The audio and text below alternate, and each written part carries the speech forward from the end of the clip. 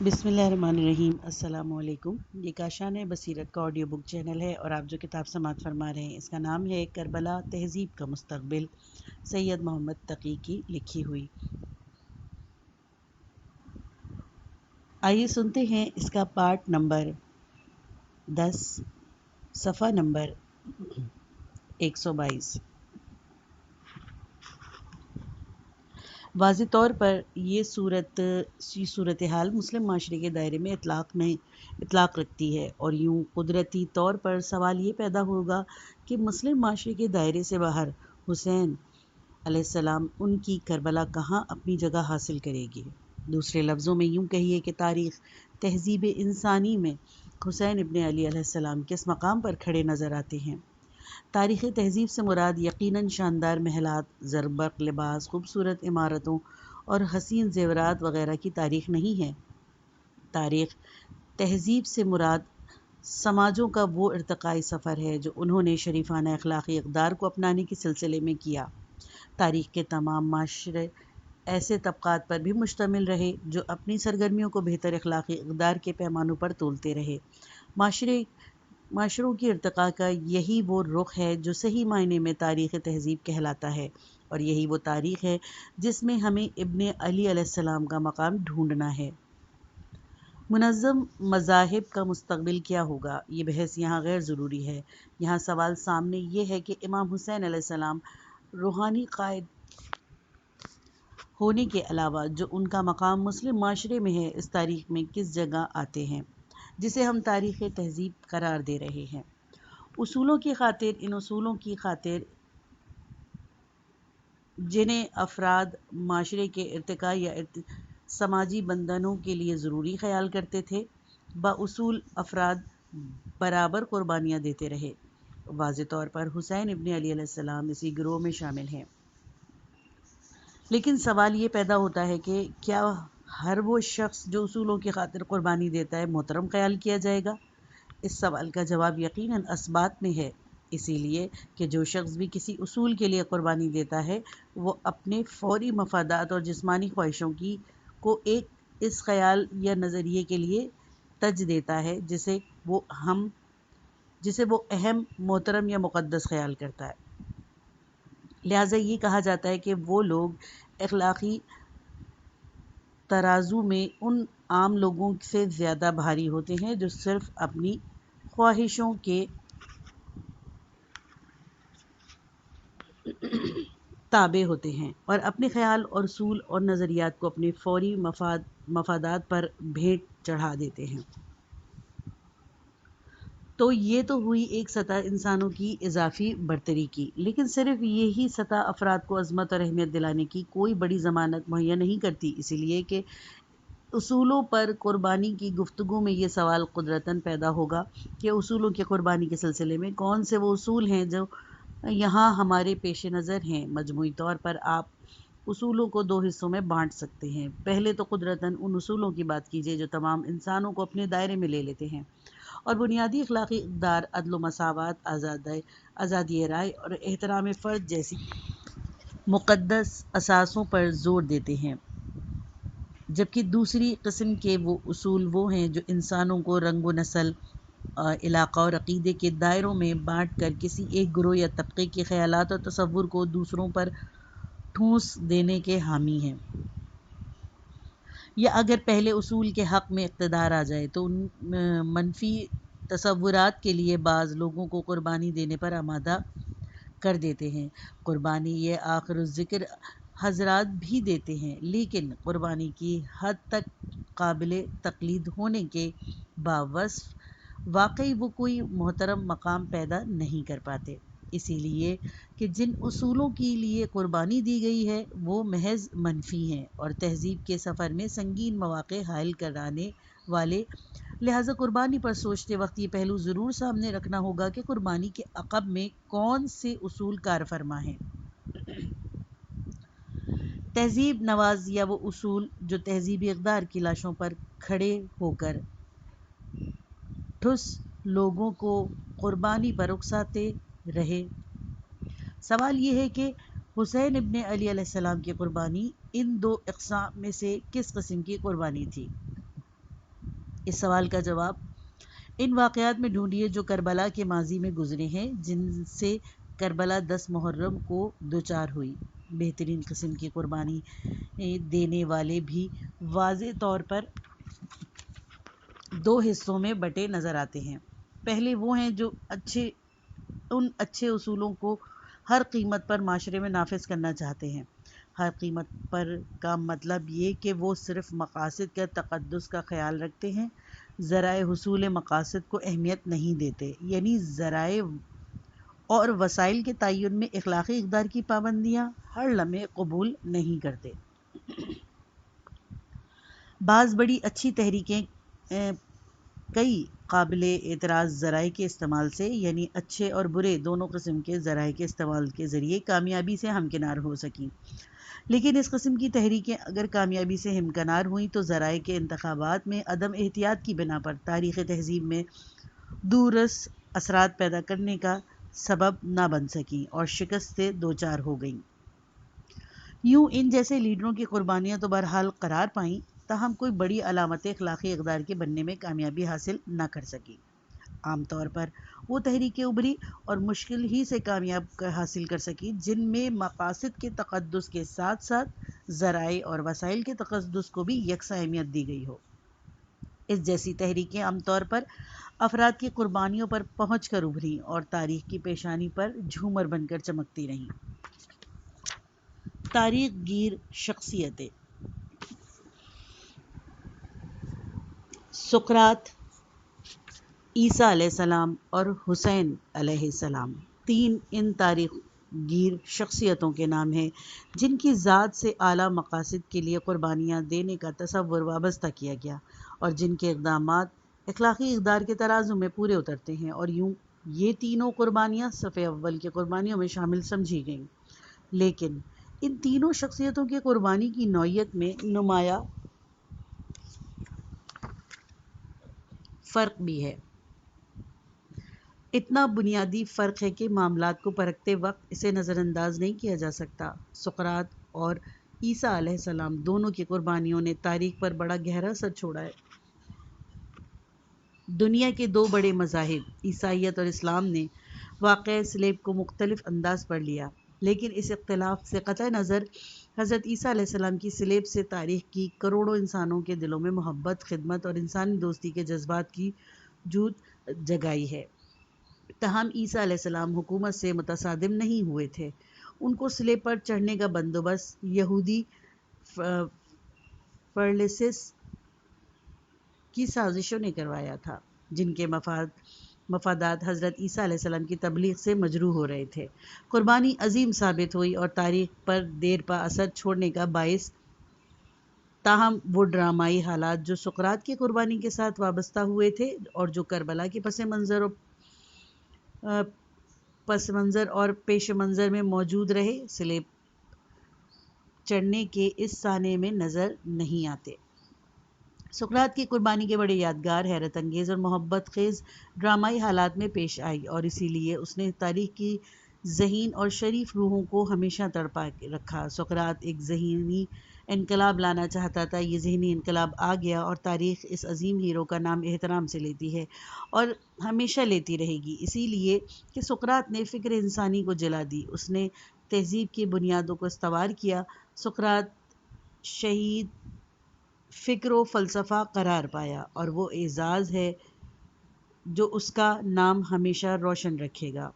دوسرے فلسفیوں کو بھی ان کے فلسفیانہ نظاموں کی توضیح یا تشریح کے جرم میں سزائیں دی گئیں، لیکن کسی کو سقراط کے علاوہ اس جرم میں سزا نہیں دی گئی کہ اس نے محض فکری جلا پیدا کرنے کی سعی کی ہے۔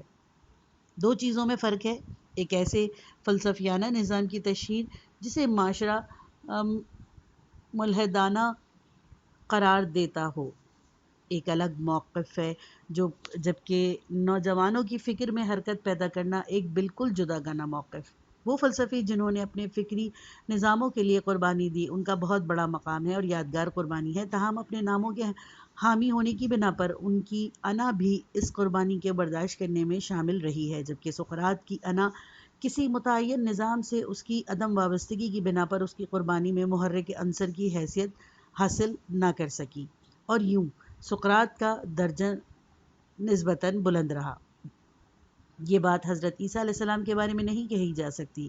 حضرت عیسیٰ علیہ السلام ایک تحریک کے بانی تھے۔ یہ تحریک کتنی بڑی اور عظیم و محترم کیوں نہ ہو تاہم خود تحریک سے ان کی شخصیت کی وابستگی ان کی انفرادی عنصر کو شامل کرنے کا ذریعہ بنتی ہے، جبکہ سقراط کسی خاص معاشرتی نظام کا داعی بن کر ایک تحریک کا بانی نہ بنا تھا، اور اس کے لیے اس کی سرگرمیوں میں انا کے انفرادی عنصر کے بجائے ذہن کے فکری تقاضوں کا عنصر تھا۔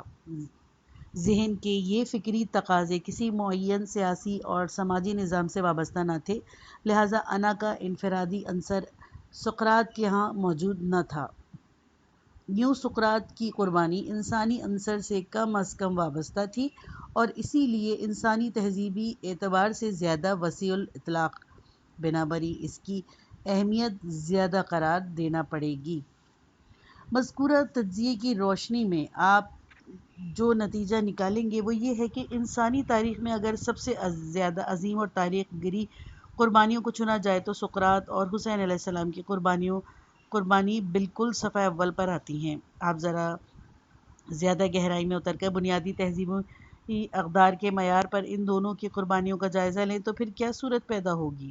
آئیے اب اس سوال پر سوچیں، لیکن اس سوچ کو شروع کرنے سے پہلے یہ سمجھ لینا اور طے کرنا ضروری ہے کہ واقعی کون سا مسئلہ اور اس مسئلے کا کون سا پہلو ہے جو ہمارے سامنے ہے۔ سقراط نے انسانی فکر کو جلا دی، اور یہ ایسا کام ہے جس کی تاریخ عظمت ہر اعتبار اور ہر پہلو سے اعتراف کی مستحق ہے، اور یہ وہ مقام ہے جہاں سقراط فلسفیوں میں نمایاں نظر آتا ہے۔ ادھر حسین ابن علی علیہ السلام کی قربانی، جس میں خیر و شر کو تہذیب کے ترازو میں تولنے کا کارنامہ انجام دیا گیا، اور یہ وہ مقام ہے جہاں حسین علیہ السلام تمام شہداء کے سر خیل نظر آتے ہیں۔ لیکن یہاں مسئلے کو اس پہلو کے زیر بحث لانے کے بجائے قربانی کی نوعیت اور حیثیت پر غور کیجیے۔ غور یہ کیجیے کہ حسین علیہ السلام کی قربانی کس منزل پر آتی ہے اور سقراط کی قربانی کا کیا مقام ہے۔ مسئلے کا اگر آپ بنظر غیر جائزہ لیں گی تو ان دونوں قربانیوں میں جوہری فرق نظر آئے گا، اور یہ فرق کمی نہیں ہوگا، کیفی ہوگا۔ دوسرے لفظوں میں یوں کہیے کہ حسین علیہ السلام کی قربانی ایک ایسی نوعیت رکھتی ہے جس کی دوسری مثال تاریخ میں موجود نہیں۔ کیوں موجود نہیں؟ کئی بنیادی امتیازات کی بنا پر جو کربلا کے واقعے میں موجود ہیں اور قربانی کے دوسرے طویل سلسلوں اور داستانوں میں نظر نہیں آتے، جو اصول نواز انسانوں نے جبر کے خلاف دی ہیں۔ بنیادی امتیازات: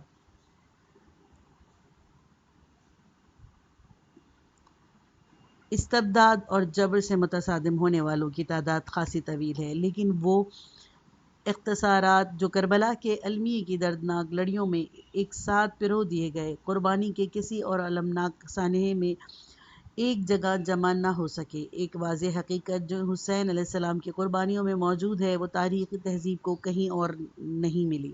وہ طویل شعوری پس منظر ہے جو کربلا کے 10 محرم کی سپہر سے پہلے گزرا، ایک مکمل شعوری موقف ہے جو 53 ہجری میں ایک بااصول شخص حسین بن علی علیہ السلام نے قائم کیا، اور کوئی 7 سال بعد تک اسی موقف کے تحت اپنی جان قربان کر دی، اپنے پورے خاندان رفقا کی قربانی پیش کر دی۔ یزید کے والد نے بیعت کا مطالبے سے پہلے 53 ہجری میں کیا کیا تھا؟ اس کے مطالبے کا معقول جواب انقلاب و بغاوت سے دیا جا سکتا تھا، لیکن انقلاب اور بغاوت کی ناکامی ہر معروضی منطق کی روح سے یقینی تھی۔ حسین علیہ السلام وضاحت سے جانتے تھے کہ دمشق کی حکومت کا تختہ الٹ دینا ممکن نہیں ہے۔ حسین علیہ السلام انقلاب کی کال دے سکتے تھے، یہ کال ناکام ہوتی، ان کے بھائی امام حسن علیہ السلام دمشق سے مصالحت کرنے پر جن حالات میں راضی ہوئے تھے، ٹھیک وہی حالات حسین علیہ السلام کے سامنے تھے۔ حسین علیہ السلام کوئی جذباتی اور سریع غصب آدمی تو تھے ہی نہیں کہ پرجوش جذبات کے دباؤ میں ایک ایسی بغاوت کا اعلان کر دیتے جس کا ناکام ہو جانا صاف نظر آ رہا تھا۔ موت کو خیر مقدم کہنے کے لیے وہ ہر وقت تیار رہتے تھے، لیکن موت کو اپنی مرضی ہی سے بلانا ہو تو پھر موت کا وقت اور حالات طے کرنے کا حق بھی حاصل ہو جاتا ہے۔ پوری نسل انسانی میں کسی بھی شخص کو یہ اعزاز حاصل نہ ہی ہو سکا کہ وہ اپنی موت کا وقت، اس کا اندازہ ان حالات کو مہیا کرنے کا حق حاصل کرے جن میں موت کو دعوت دینا ہو، اور یہ سب کچھ پورے شعوری منصوبے کے ساتھ، ایک ایسے منصوبے کے ساتھ جو مالائے پر بھی پورا غور کر لیا گیا ہو، اور مالیہ پر بھی، اور جس میں نہ مایوسی کا کوئی دخل ہو، نہ غیظ و غضب کا، نہ جذبات کا، نہ انتقامی جذبے کا عنصر شامل ہو، نہ کامیابی کا امکان موجود ہونے سے مادی فتح حاصل کرنے کی خوش فہمی۔ مطالبہ بیعت پیش ہونے کے فوراً ہی بعد حسین علیہ السلام نے چند بنیادی فیصلے کر لیے تھے۔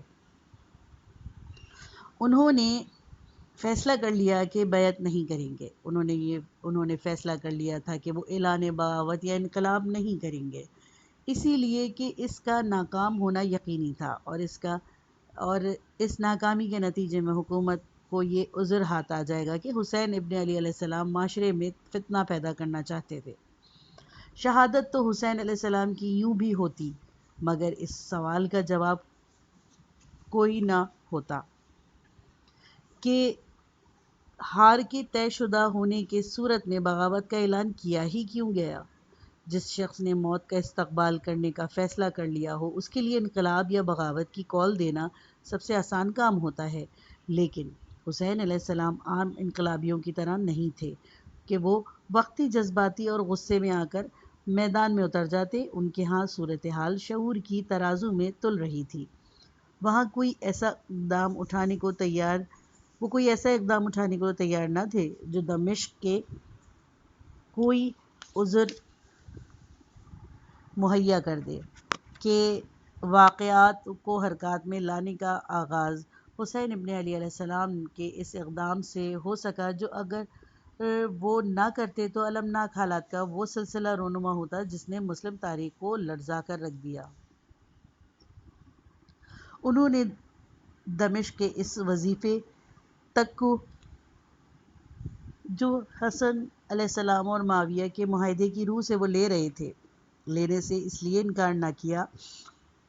ایک تو ان پر معاہدہ منسوخ کرنے کی ذمہ داری آ جاتی، دوسرے دمشق پر یہ دباؤ پڑتا کہ وہ حسین علیہ السلام سے براہ راست متصادم نہ ہونے کی جس پالیسی پر عامل ہے اسے بدل دے۔ گویا المناک حوادث کے آغاز کے لیے حسین علیہ السلام کا یہ اقدام ایک عذر، جو اب ایک محرک بن جاتا ہے، اور کربلائے واقعاتی تسلسل کے جس نقطے پر آئی، اس کی پہلی کڑی حسین علیہ السلام کا اپنا اقدام بن جاتا۔ یزید کے باپ امام حسین علیہ السلام سے ڈائریکٹ کنفرنٹیشن یعنی راست اقدام سے بچتے تھے۔ مناسب اور ہوش مندانہ بات یہ تھی کہ امام علیہ السلام بھی کوئی ایسا قدم نہ اٹھائیں جو براہ راست تصادم پر دمشق کو مجبور کر دے۔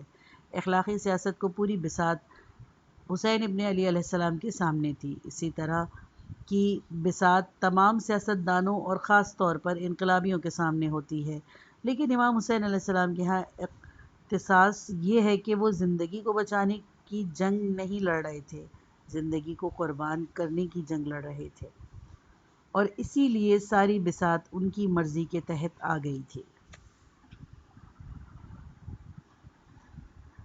شکست کے لیے تمام سیاستدان اور تمام انقلابی فتح اور کامرانی کے لیے میدان میں اترتے ہیں، مگر حسین علیہ السلام شکست کھانے کے لیے میدان میں اترے تھے، اور یہ واضح ہے کہ یہاں شکست سے مادی شکست مراد ہے، جس طرح فتح سے بھی مادی فتح مراد ہے۔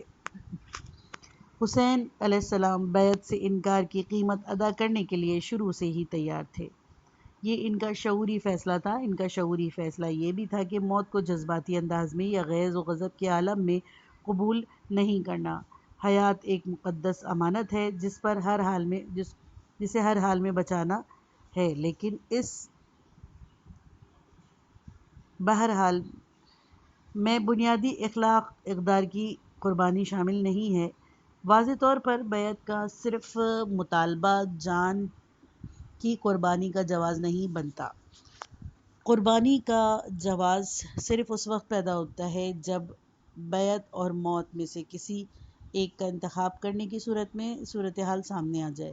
یہ صورتحال یزید کے تخت پر بیٹھنے سے پہلے موجود نہ تھی۔ امکان موجود ہونے کے اس وقت پیدا ہو جانا جب امام دمشق سے وہ وظیفے کو قبول کرنے سے انکار کر دیتے۔ وظیفہ قبول کرنے سے امکان پیدا ہو جانے کا مطلب یہ ہے کہ امام علیہ السلام نے حسن علیہ السلام و معاویہ معاہدے کو اپنی طرف سے مسترد کر دیا۔ یہاں ایک لمحہ رک جائیے اور یہ سوچئے کہ ہم کس نقطے پر پہنچ گئے ہیں اور کیا کر رہے ہیں۔ یزید کے باپ اپنے کئی اقدامات سے مذکورہ معاہدے کو توڑ چکے تھے، لیکن امام علیہ السلام نے ہر بار یہی کہا کہ ہم اپنی طرف سے معاہدے کی خلاف ورزی نہیں کریں گے۔ وظیفہ لینے سے انکار امام علیہ السلام کی طرف سے معاہدہ مسترد کرنے کا اعلان ہوتا۔ امام حسن علیہ السلام اور دمشق کے حکمران کے درمیان معاہدہ دو فریقوں کے درمیان امن برقرار رکھنے کی دستاویز تھا۔ لہٰذا اس معاہدے کے استدراج کا مطلب یہ ہوتا کہ وہ صورتحال پھر لوٹ آئی جو اس معاہدے امن سے پہلے موجود تھی۔ بالالفاظ دیگر خاندان اہل بیت علیہ السلام اور دمشق کے مابین حالات امن کے بجائے حالات جنگ پیدا ہو گئی ہے۔ آپ نے غور کیا کہ بات کہاں سے کہاں تک پہنچی۔ دمشق میں امام حسین علیہ السلام کا وظیفہ لینے انکار معاہدہ امن کے استدراج کے ہم معنی، یا دوسرے لفظوں میں یوں کہیے کہ اعلان جنگ کے مترادف ہوتا۔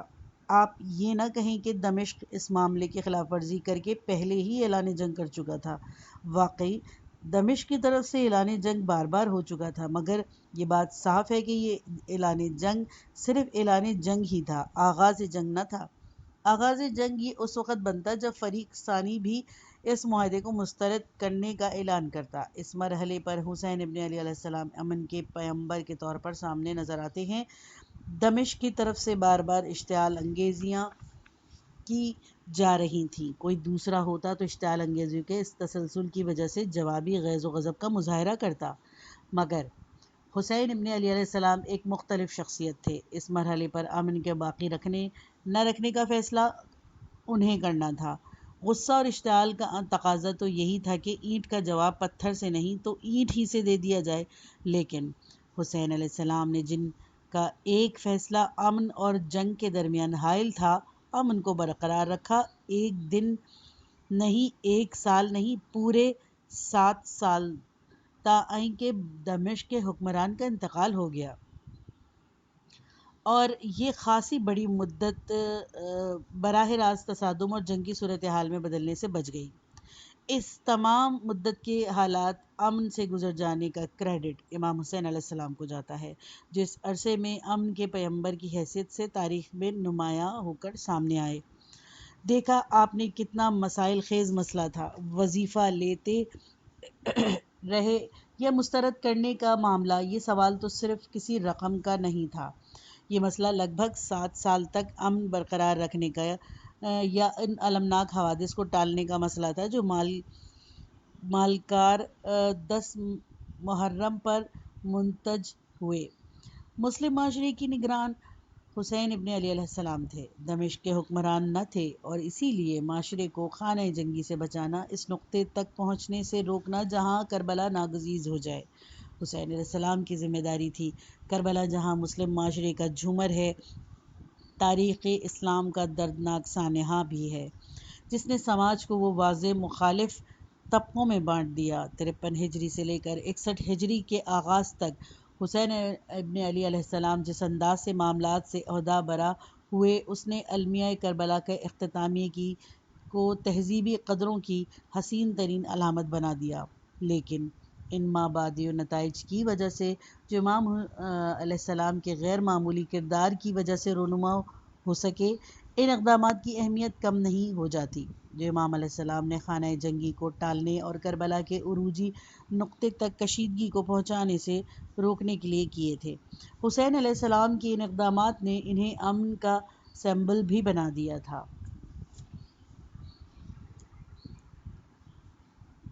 جس طرح وہ شہادت کا سمبل بن کر تاریخ کے سامنے آئے۔ تو شعوری اقدامات۔ بہرحال حسین علیہ السلام کے تمام اقدامات کو شعور کی پوری تابنا کی میں انجام پذیر ہوئے۔ کسی بھی فیصلہ کن نقطے پر جذبات کے ان نقوش مندانہ اقدامات پر غالب نہ آ سکے۔ امیر شام کے پہلے مطالبے بیعت کے وقت ہی سے حسین علیہ السلام نے فیصلہ کر لیا کہ وہ اخلاقی جنگ کی اس بساط پر اپنا آخری مہرہ اپنی جان کو بنائیں گے۔ تاہم انقلابی یہی فیصلہ کر کے قدم اٹھاتے ہیں، لیکن جہاں حسین ابن علی علیہ السلام دوسروں میں نادر حیثیت اختیار کر جاتے ہیں، وہ یہ حقیقت ہے کہ تمام دنیا کے انقلابی لیڈروں کے سامنے ہمیشہ دو امکانات رہے ہیں: انقلاب کامیاب ہو جائے تو فتح ان کے قدم چومے گی، اور ناکامی پر پہنچے تو شکست کا خطرہ پیش آئے گا۔ انقلاب برپا کرنے والے عموماً رجعیت پسند ہوا کرتے ہیں، اسی لیے وہ شکست کو صرف دوسرے ممکن بدل کے طور پر رکھتے ہیں۔ ان کی پہلی توقع فتح مندی سے وابستہ ہوتی ہے، لیکن امام حسین علیہ السلام کے ہاں صورتحال مختلف تھی۔ ان کی یہاں دو ممکن راستے ابتدا سے موجود نہ تھے، صرف ایک ہی تھا: شہادت، جسے انہوں نے خود اپنی مرضی سے چنا، کسی کے دباؤ سے نہیں۔ حسین علیہ السلام نواسۂ رسول کو شہید کرنے کے عظیم گناہ سے ہر شخص کو بچنا چاہتے تھے۔ حسین نواسۂ رسول کو شہید کرنے کے عظیم گناہ سے ہر شخص کو بچانا چاہتے تھے۔ انہوں نے شروع ہی سے آخر تک کوشش کی۔ یزید ابن زیاد اور شمر اس شومی قسمت سے بچ نکلے جس کی طرف وہ تیزی سے آگے بڑھ رہے تھے۔ یوں آپ دیکھیں تو کربلا کے کسی وقتی جذباتی رد عمل کا نتیجہ نہ تھی، یہ ایک طویل شعوری فیصلے کا منطقی اختتام تھا۔